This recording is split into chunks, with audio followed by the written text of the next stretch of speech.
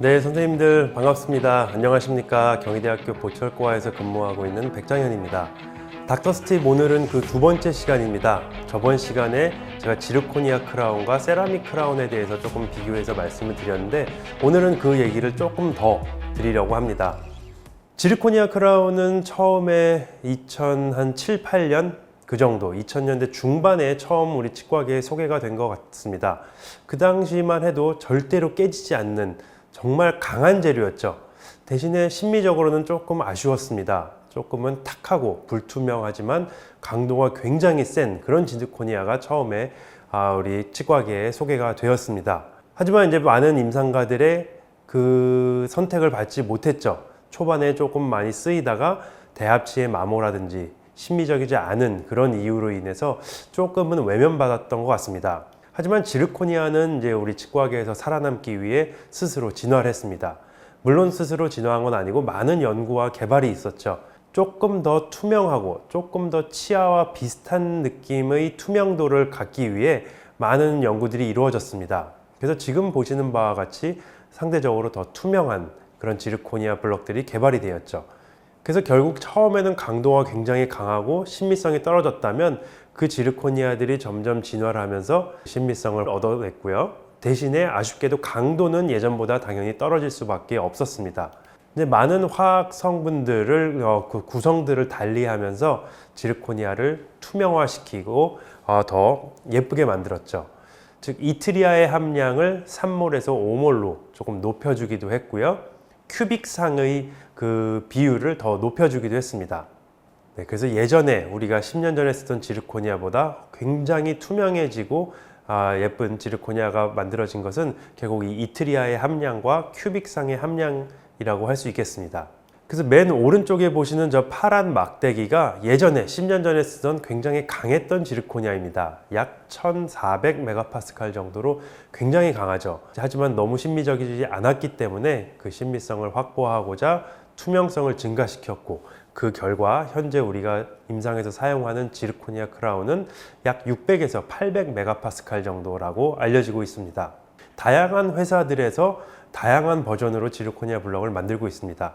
정말 깨지지 말아야 되는 구치부에 사용하는 조금 강한 블럭이 있고요.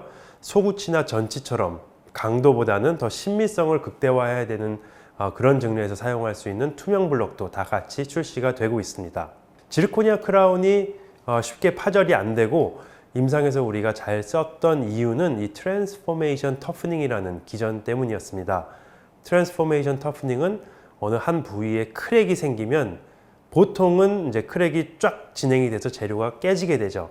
하지만 이 지르코니아에는 트랜스포메이션 터프닝이라는 기전이 있어서 크랙 라인 주변에 그 물질들이 팽창을 합니다. 그래서 크랙의 진행을 막아주고 늦춰주는 것이죠. 이 터프닝의 과정이 투명 지르코니아에서는 현저히 약해졌습니다. 거의 없다고 보셔도 무방할 정도로 이 트랜스포메이션 터프닝의 기전이 줄어들었습니다. 따라서 지르코니아 크라운이 예전처럼 깨지지 않는 절대 강한 그런 재료가 아닌 것이죠. 말씀드린 대로 한 600에서 800메가파스칼 정도의 강도를 보인다고 알려졌습니다. 신미성과 투명성은 굉장히 좋아졌죠. 소구치에서도 충분히 쓸 수 있고 강도도 600에서 800메가파스칼이면 대구치에서도 쓸 수 있을 정도의 좋은 강도입니다. 왼쪽 사진은 지르코니아로 코어를 만들고요. 신미성을 극대화하기 위해 포셀린 비니어링을 했고요. 오른쪽 케이스는 포셀린 비니어링 없이 전체를 다 지르코니아 크라운으로 제작을 하였습니다. 물론 스테이닝은 조금은 해서 심미적인 결과도 얻었습니다. 사진에서 비교해 보시면 거의 심미적으로 어느 게 더 낫다라고 평가하기 어려울 정도로 둘 다 굉장히 심미적입니다. 링구얼에서 본 모습과 내면 모습 역시 굉장히 포셀린을 올리지 않아도 지르코니아만으로도 굉장히 투명하고 예쁜 보철물의 제작이 가능해졌습니다. 실제 환자 입에 끼워 봤을 때도 이렇게 11번 임플란트 크라운을 제가 제작한 증례였는데 어느 게 더 낫다 판단이 어려울 정도로 굉장히 투명하고 신미적인 결과를 얻을 수 있었습니다. 지르코니아가 점점 투명해지는 대신에 강도가 조금은 떨어졌다라고 제가 말씀을 드렸는데 실제 임상에서 이제 이런 경우들이 종종 발생을 합니다. 분명히 제조사에서는 600에서 800 메가파스칼 정도의 강도가 보장된다. 그 정도의 강도를 얻을 수 있다라고 했지만 실제 임상에서는 이렇게 파절되는 경우들이 종종 일어난 것이죠. 이 경우 역시 실제 제 케이스였는데 46번의 지르코니아로 수복한 크라운이 이렇게 깨졌습니다. 프레퍼레이션의 양도 충분했고 지르코니아가 어디 얇거나 그렇지도 않았지만 이렇게 부러지는 일들을 저는 임상에서 경험을 했습니다. 그래서 저는 이 지르코니아, 투명 지르코니아의 강도에 대해서 약간은 의심을 갖기 시작했습니다. 의심이라기보다는 정말 제조사에서 말하는 저 정도 강도가 확보가 되나라는 의구심에 경희대학교 책과 재료학 교실하고 함께 연구를 진행했습니다. 제조회사에서 자기네들 블럭을 강도 테스트하는 방법대로 저도 강도 테스트를 했습니다. 이 3포인트 밴딩 테스트라고 하는데요. 지르코니아로 막대기를 만들어서 가운데를 눌러서 어느 지점에서 파괴가 되는지 그 강도를 테스트해 본 결과 말씀드린 600에서 800 메가파스칼의 강도를 확보한 그런 블럭도 있었던 반면에 어떠한 블럭은 약 245 메가파스칼의 강도밖에는 확보하지 못했습니다. 245 메가파스칼은 굉장히 약한 강도죠. 즉 600에서 800 메가파스칼의 강도가 나오는 지르코니아 블럭도 있었지만 그렇지 않은 블럭도 분명히 있었다는 것입니다. 그래서 여러 이런 강도 테스트를 조금 더 보완하고 논문을 준비 중에 있는데 아직 퍼블리시된 저의 그런 논문은 아니지만 제가 이런 다양한 강도 실험을 통해서 알게 된 몇 가지 임상 팁을 말씀을 드리겠습니다. 우리가 사용하는 투명 지르코니아는 전체적으로 약 1mm의 두께를 가졌을 때 그때야 비로소 700에서 800 메가파스칼의 강도가 나오는 것입니다. 하지만 하악 대구치라든지 프레퍼레이션을 충분히 할 수 없는, 즉 1mm의 두께로 지르코니아 크라운을 못 만들고 한 0.4mm, 0.5mm로 좀 얇게 지르코니아 크라운이 제작되는 경우도 분명히 있죠. 이런 경우라면 강도는 7, 800 메가파스칼이 아니고 500에서 600 메가파스칼로 떨어지게 됩니다. 또 지르코니아 크라운을 조금 더 심미적으로 만들기 위해 우리는 거기 색을 입히는 그런 스테이닝 과정을 동반하게 됩니다. 스테이닝을 하게 되면 강도는 더 떨어지고요. 스테이닝을 하는 과정은 이제 붓으로 칠해서 색을 입히는 방법도 있고 그 컬러 용액에 침전시키는 방법도 있는데 그 침전법을 사용한다면 강도는 더 떨어진다고 볼 수 있습니다. 따라서 적절한 두께가 확보되지 못한 지르코니아 크라운은 언제든지 아까 저의 임상 사진에서 보셨듯이 깨질 수 있다는 것이죠. 저만 이런 고민을 하는 건 다행히 아닌 것 같았습니다. 저는 제가 임상을 못해서 저의 지르코니아 크라운들이 이렇게 깨져나가나 싶었는데 불행인지 다행인지 다른 선생님들 역시 지르코니아가 이렇게 깨지는 경우들을 가슴 아파하셨습니다. 분명히 깨질 이유가 없는 충분한 두께의 지르코니아인데도 이렇게 파절이 됐다. 이런 경우들을 이제 카톡방에서 서로 경험을 공유하였습니다. 지르코니아 블럭도 굉장히 다양하게 출시가 됩니다. 유럽이나 미국 제품도 있고요. 국산 제품도 있고 또 중국산 제품도 있습니다. 과연 내가 거래하는 기공소에서 어떤 블럭을 사용하시는지 선생님들 한 번쯤은 같이 살펴보시는 것이 전 중요하다고 생각을 합니다.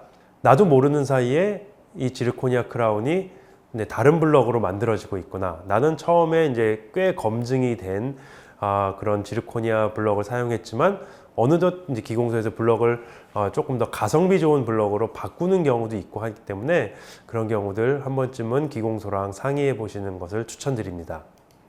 이 케이스 역시 지르코니아로 만든 브릿지입니다. 임플란트 브릿지였기 때문에 굉장히 우리가 두께도 충분히 부여할 수 있었고요. 당연히 파절될 거라고는 예상 못했지만 이렇게 두 조각이 나서 환자가 내원을 했습니다. 환자도 굉장히 당황했고요. 저도 당황할 수밖에 없었습니다. 결국에 이렇게 지르코니아 크라운을 다듬는 과정에서 여기 보시면 이제 인터프록시멀 쪽 공간 그 형태를 만들기 위해 그쪽에 디스크를 댔겠죠.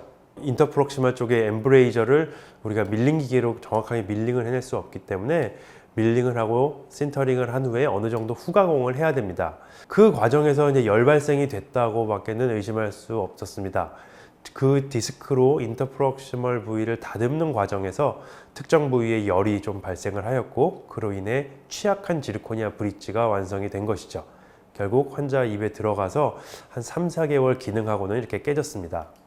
그래서 지르코니아 브릿지를 만들 때 있어서 충분한 강도를 위한 커넥터의 두께를 어떻게 부여할 것인지는 모든 임상가와 모든 기공사들의 고민인 것 같습니다.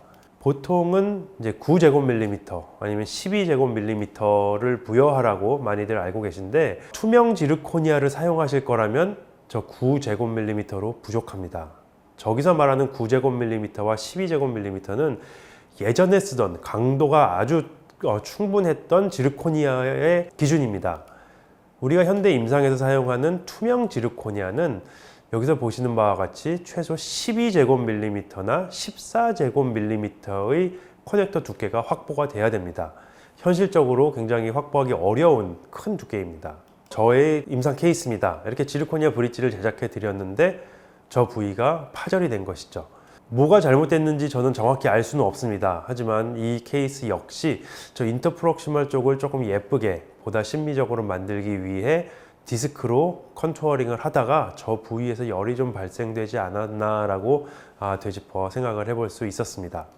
즉 지르코니아 브릿지를 만들 때 가장 조심해야 될 것은 저 인터프록시멀 부위의 열 발생입니다. 저 부위의 나중에 페리오 관리나 보철물의 컨투어를 잘 만들어주기 위해 지나치게 디스크를 대는 행동은 굉장히 지르코니아 브릿지를 취약하게 할 수 있습니다. 이 과자 봉지 같은 데 보시면 뜯기 쉽게 하기 위해서 이렇게 홈들이 파져 있죠. 그것을 이제 테어 너츠라고 하는데, 새우깡 봉지 같은데 그 너츠를 잡고 탁 뜯으면 봉지가 쉽게 개봉이 됩니다. 이 지르코니아 브릿지 역시 저 인터프록시멀 부위를 쉐이핑하는 것이 그 새우깡의 너츠를 만들어주는 그런 과정이라고 저는 생각을 합니다. 따라서 저 부위를 다룰 때는 특별히 더 조심을 해야 됩니다. 조심을 하라는 말씀은 열 발생이 최소화되기 위한 노력들을 의미하는 것이죠.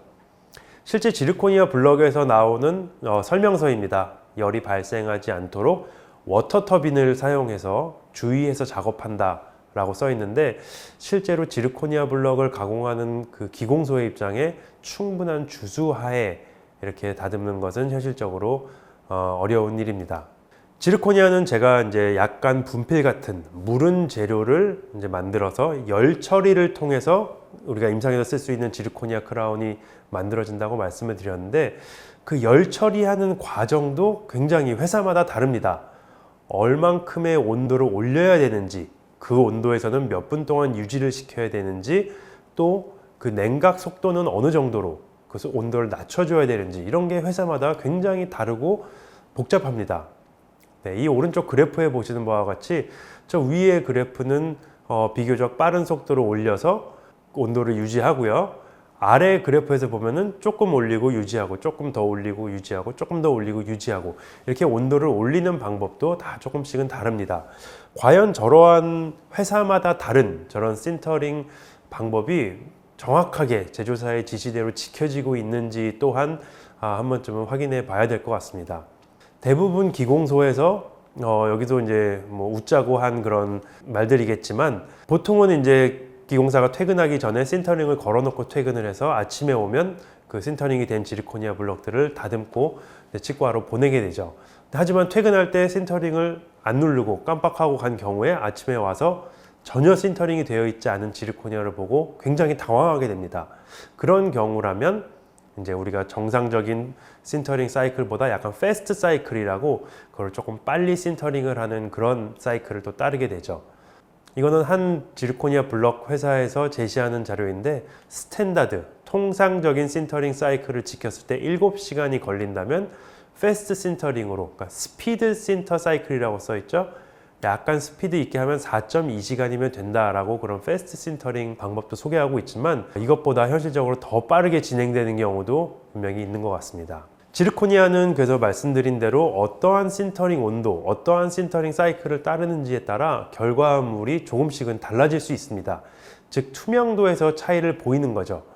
오버 신터링, 즉 신터링이 과하게 된 크라운은 투명도가 낮아지고요. 약간 색이 바랜 듯한 이 오른쪽 그림과 같은 그런 느낌을 주게 됩니다.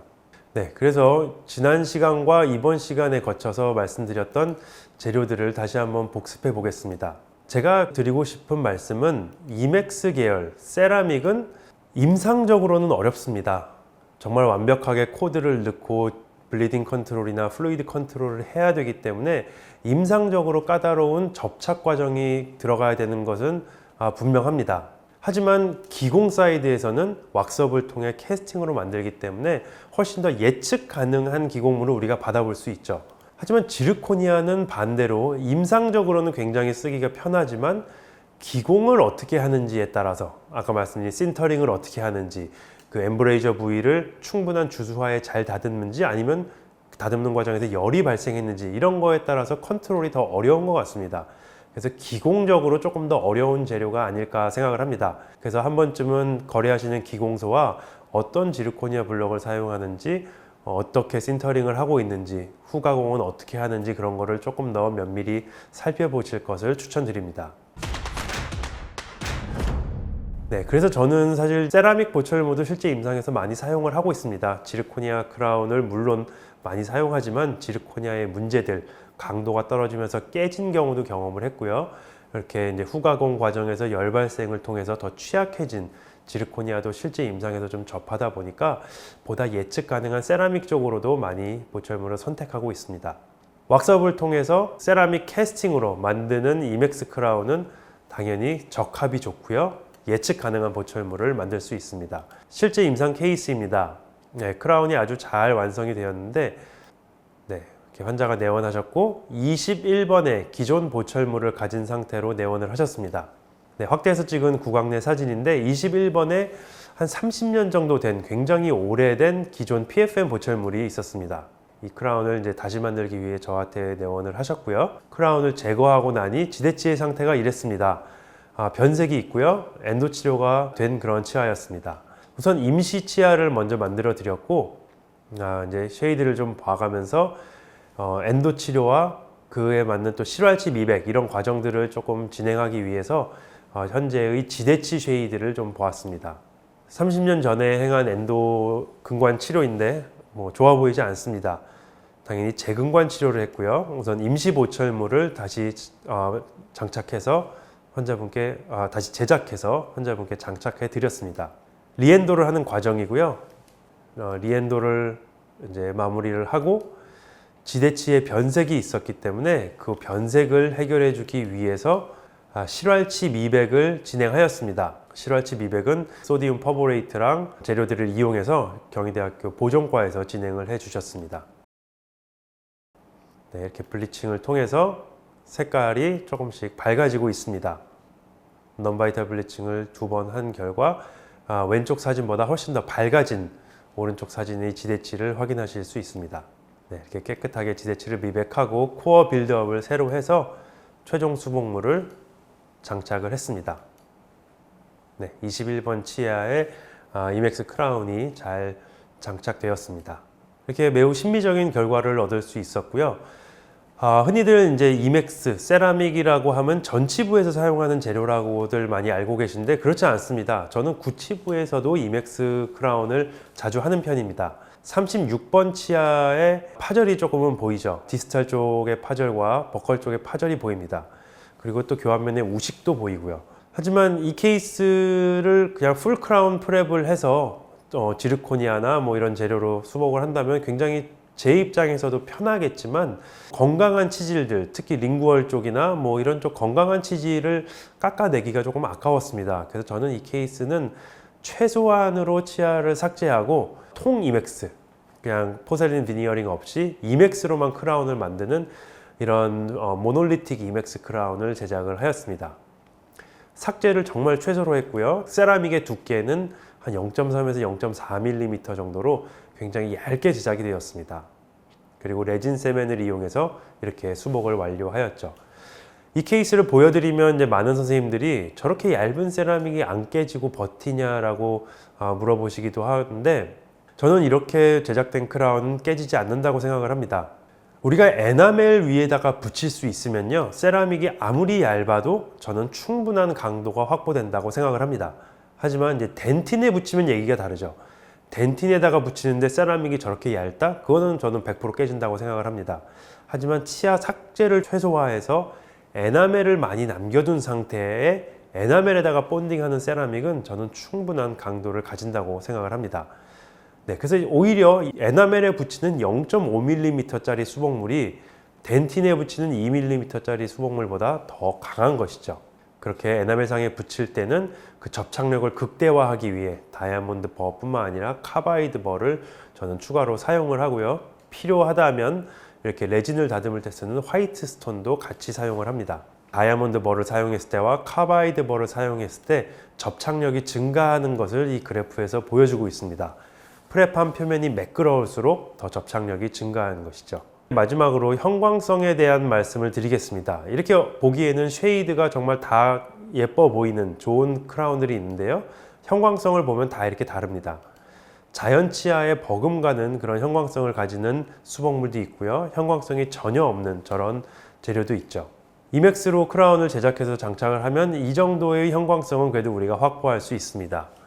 반면에 형광성이 없는 지르코니아 크라운을 사용할 경우에는 이렇게 되는 것이죠. 그래서 이런 형광 조명이 있는 곳에 가면은 굉장히 이제 티가 확 납니다.